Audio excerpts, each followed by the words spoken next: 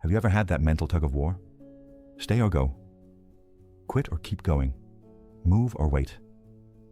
Buy the car or don't? If you do, should it be blue or green? This is how we drive ourselves crazy, in our heads, with our own thoughts. And you're not the only one. Not even close. If we simplify it, really simplify it, you could say that most people think in three styles. And no, people aren't like this, but they think like this.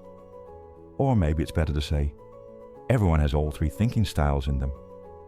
But there's usually one that takes the lead, one that tags along, and one that's hiding in the corner, barely showing up at all. Stick with me. Because once you get this, you'll suddenly understand where all that doubt comes from. Let's start with the first one, the one that often sets everything in motion, the dreamer. Dreamers are full of wild ideas, always up for something new. Their mind lives in possibilities. They are the creatives, the inventors, the chance takers. There was a man once, Frans Reichelt, a tailor in Paris, somewhere around 1910. Back then, airplanes were new and dangerous. Engines would stop midair, pilots would crash, and the French military wanted a solution. They issued a challenge. If someone can jump off the Eiffel Tower and survive, we'll reward you handsomely. And Frans? Frans believed he had the answer. He designed a kind of parachute, practiced by jumping off rooftops into haystacks. It failed. Every time. But he insisted it was because he wasn't jumping from high enough. So one morning, he climbed the Eiffel Tower, strapped on his invention, waved at the crowd, and jumped. 3 seconds later, he was dead. He proved 2 things that day. 1, he was a true dreamer. And 2, his parachute didn't work. Not yet. But it did inspire others. And eventually, it became the blueprint for what we now know as the modern parachute. So now you know what a dreamer is. Maybe not as extreme as Frans, but can you think of someone like that? Always dreaming, always planning, always saying, what if? Yes. Someone who speaks in visions, who sees the future before anyone else does. Do you know a dreamer? Maybe. You are one. Let's talk about the second voice, the realist. If the dreamer lives in what could be, the realist lives in what is. Solid, grounded, unmoved by feelings, uninterested in fantasy. The realist doesn't care about what's possible. They care about what's provable. You've met them. The math teacher, the guy at the cafe who only speaks in facts. You say, it feels cold in here. He says, it's 3 degrees colder than yesterday. You're wearing a jacket. So yes, it's cold. You say, I think I'm in love. He says, you've known them 19 days. That's 0.52% of your life. Statistically insignificant. You laugh, but you know exactly who I mean. The ones who can't help but see the world as a spreadsheet, a formula, a system of inputs and outcomes. And yes, they're not always the life of the party. But wow, are they useful, especially when things get tricky? Because while dreamers leap from towers, realists read the schematics first. They know about Newton. They know about wind resistance. They don't care about your passion. They care about your calculations. They won't invent the parachute, but they will tell you why yours does or doesn't work. Realists are often seen as boring, cautious, safe. But here's the thing.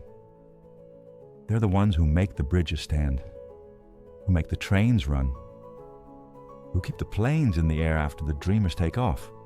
They won't wow you with vision, but they'll ground you in truth. And if Frans, our brave tailor, had spoken to a realist before jumping, he might have heard something like, Friends, airflow doesn't work like that. And he might still be alive for a while. Realists don't live in maybe. They live in measure. They trust data, not hunches. They ask for sources, not stories. They're not here to dream. They're here to check your dream against gravity. So, do you know a realist? The one who always fact checks. Who kills your punchline with, technically, that's not true?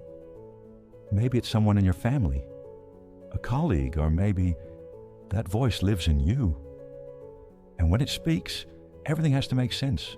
No assumptions, no leaps of faith. Just logic. And logic has its place. Because without realists, nothing gets built. Nothing gets finished. Nothing stands the test of time. But we'll talk later about what happens when that voice gets too loud. For now, we've met the dreamer. We've met the realist. Ready for the third? Let me know. And I'll introduce you to the one who keeps us all up at night. The voice of doubt, of critique. The one who sees what's wrong before anyone even says a word. The inner critic. You usually hear them before they even open their mouth. They're the uncle at every family dinner with the glass half empty and a list of everything that's wrong with the world. They are the neighbor who says, "That'll never work," before you've even finished your sentence.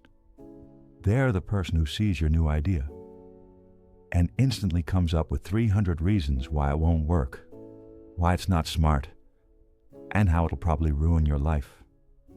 You know them. We all do.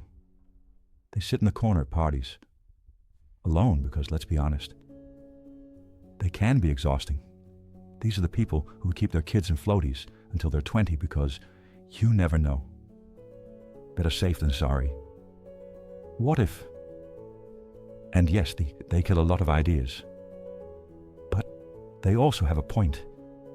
Because let's be honest, if Franz, our brave, passionate tailor from Paris, had checked in with a critic before jumping, he might have heard something like, "Okay, Franz, if you're gonna jump, we're using a bungee cord, 3 backup parachutes, a trampoline on the ground, and a swimming pool underneath that." And you know what? He'd probably still be alive. That's the paradox of the critic. They're heavy, but they're helpful. Not because they create, but because they protect. They see risk. They scan for what could go wrong. They think in worst-case scenarios and speak in red flags. The problem? They often speak so loudly, nothing else gets through. Not hope, not play, not possibility. They shut down ideas before they even get a chance to breathe. And when the critic runs the show, you don't dream, you don't act, you just hesitate, and hesitate, and hesitate. Until one day, you realize you've done nothing but think about what could go wrong. But again, this isn't about good or bad, because like all 3 thinking styles, the critic has value. They ask the tough questions. They challenge blind spots. They make sure the plan doesn't collapse on day 1. So it's not about shutting them up. It's about knowing when to listen and when to say, "Thank you, but I'm doing it anyway." So now you know. The dreamer dreams it. The realist builds it. The critic tests it. So let's bring it back. No one is 100% a dreamer, a realist, or a critic. Most of us, we're some kind of mix. A dreaming realist, a realistic critic, a dreaming critic. Because remember, usually one thinking style takes the lead, one tags along, and the third, somewhere in the back seat, rolling its eyes. And here's where doubt shows up. The moment the dreamer starts talking and the critic responds, "It's war." Why?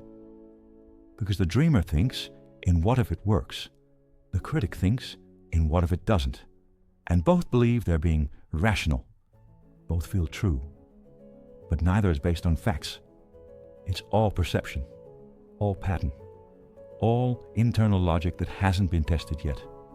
Take this. The dreamer says, I want to go to Mars. The critic immediately pulls out a list of 300 reasons why it'll be a disaster. Fear enters, frustration builds, the conversation turns into conflict. And the wildest part? They're arguing about something no one actually knows, because it hasn't been done. There is no evidence, only possibility and protection. And that's where most people get stuck. Not in reality, but an internal disagreement between voices that both think they're saving you. Your primary thinking style, the one that leads the show, shows up the strongest when something important needs to be decided. That's when the dreamer dreams harder, the critic criticizes louder, and the realist, well, depends if you let them speak. And if you don't know who's driving, you end up stuck, right in the middle of two inner voices that were never meant to talk directly to each other. It sounds like this: I want a vacation. Yeah, but what if it rains? I want a new job. What if it's just as boring as this one? Back and forth, all day, sometimes all night, looping, questioning, dragging you through mental mud. Because when the dreamer talks directly to the critic, you get emotional whiplash. One's pulling for the stars, the other is yanking on the handbrake, and neither is listening. They're just reacting. So here's the shift. Stop letting those two talk to each other. They're not compatible. Instead, use the process. Let the dreamer speak first. Unfiltered, unapologetic. Dream big. Then ask the realist, what would this actually take? Not to kill the dream, but to ground it. Then ask the critic, what could go wrong? And more importantly, how can I prepare for that? Then, go back to the dream. Make it smarter, clearer, stronger, not smaller, just better. And if it still excites you, run the loop again. Let each voice contribute, but in the right order. Dream, assess, refine, repeat. Because when you manage the conversation, you don't just reduce doubt, you design direction. And this isn't just some fluffy theory. This is a tested, proven concept. It works. In your head, in a boardroom, in a family dinner, with your team, with your partner, with your kids. Anytime you're navigating ideas, plans, dreams, doubts, this structure saves you. Because when the order is wrong, the conversation turns into chaos. But when the roles are clear, everything shifts. So here's the golden rule again. The dreamer always speaks first. No interruptions, no judgment. Let the vision breathe. Then the realist steps in. Okay, what would it take? What's the timeline, the resources, the steps?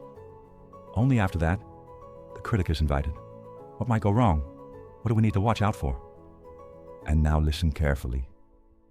The dreamer does not argue. Not one word, not one defense, not even an eyebrow twitch.